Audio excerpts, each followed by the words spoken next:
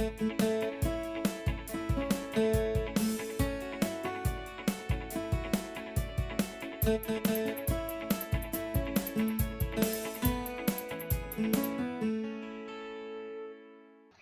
everybody, welcome back to Vegetarian Foodies. Today I'm going to have a look at the famous Dalgona coffee recipe that's been hitting the internet. So to start off, the recipe is literally so simple. It requires only 3 ingredients: your favorite coffee, sugar, and I tested raw sugar because everybody seemed to be using white sugar. I used raw sugar to make a difference, it still worked. And then you just added water, and I believe that they're all in 3 equal parts. That was just how I was doing it. So it was a tablespoon of water, a tablespoon of coffee, and a tablespoon of sugar. Once putting them in the bowl, as you can see, you mix it all together. Most people, admiredly, in this modern age, were using hand whisks. I don't know why you would ever. Apparently it was taking them like 10 to 12 minutes, if not more. I can't be bothered doing that. So I use my hand mixer, and I feel like if you got one of those rod mixers, the ones that's just a stick and you just stick it straight into the cup and make a smoothie on the spot sort of thing instead of filling up a jug. If you got one of them, I reckon you could do it with that as well, because it just needs to be blended like for a certain period of time until it thickens. That's all it is. So any type of whisking should do. So I'm actually thinking of investing in one of those in the future. Now I'm showing you the mixing process in real time just so that you can see how long it actually takes. This first try was literally, this was my first try ever. I'd never tested it or done it before. It was literally the 1 tablespoon of coffee, 1 tablespoon of water, and the 1 tablespoon of sugar. I believe I tried white sugar first, and then afterwards I tried gold sugar, or like, what's it called? Raw sugar, sorry. And they both worked fine. So yeah, if you want to, like, it was annoying getting out the mix every time to make this because I did it over a couple of days just to experiment with different recipes, but there was no way I was going to stand there with a hand whisk and do it for like 10 to 15 minutes or more. Like, it just wasn't going to happen. As you can tell, it thickened up straight away, so just to show you how it looks and what it is, I poured in a little bit of milk into a glass and then just put the thick cream on top. I can't believe that that's literally just sugar, water, and coffee. I thought it had to be cream when I first saw a photo, but nope, it's not. There you go, first try. It was pretty perfect. So the blog that I read about this on for the first time said you could also use cream. Now her reason for using cream was if you wanted to make a chocolate version, either because you couldn't drink coffee or you didn't like it.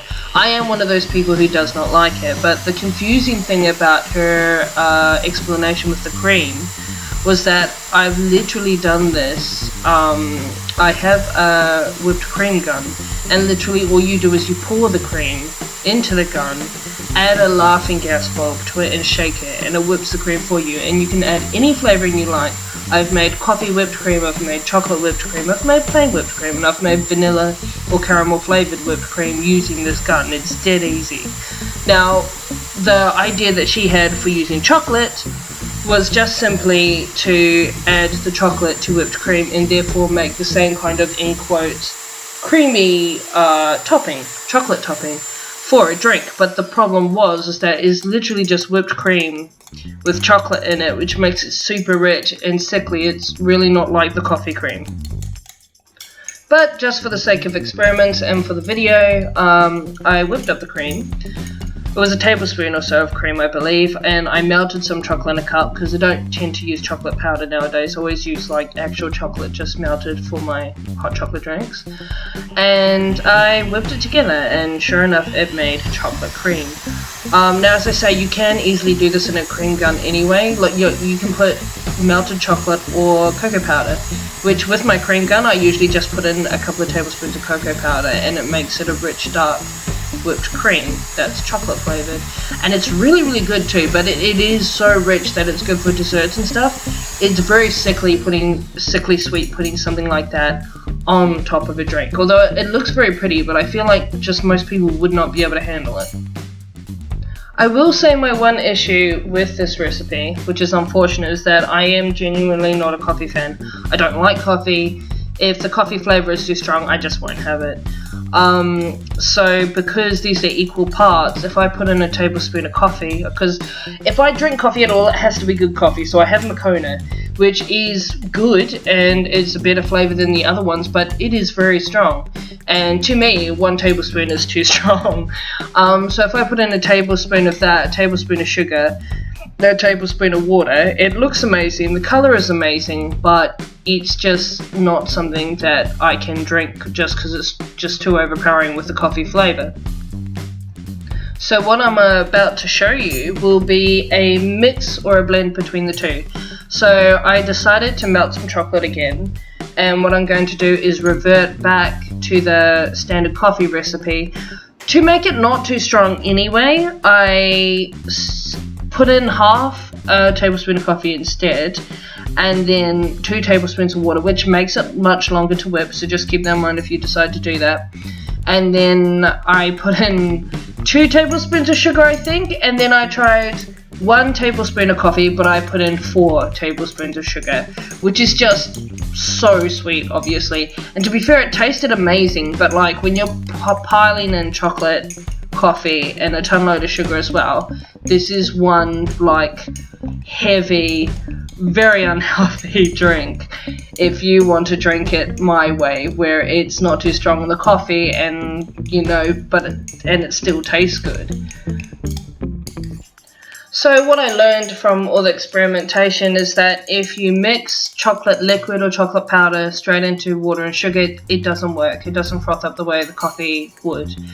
So your options obviously are to mix the chocolate with cream, which you can do, but again, it's overpowering with the sweetness and just the creaminess, especially if you're not that into cream.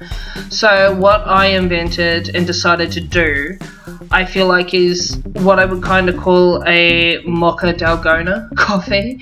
So I'm going to make the coffee cream, but then I'm going to put the melted chocolate in it, but I'm not going to whisk it together, because the moment you whisk it, the coffee cream will just fall flat and completely dissipate. All the fluffiness will be gone.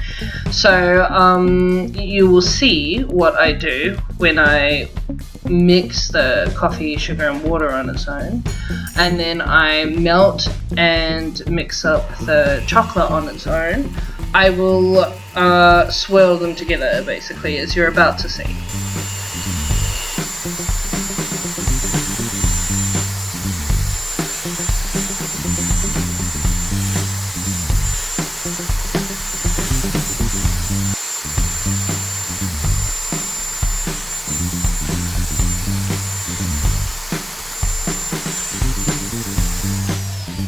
So the whipped coffee has been made. I'm dribbling in the melted chocolate. Now remember, this is dark or dairy milk cooking chocolate that I've used so that it's strong in flavour.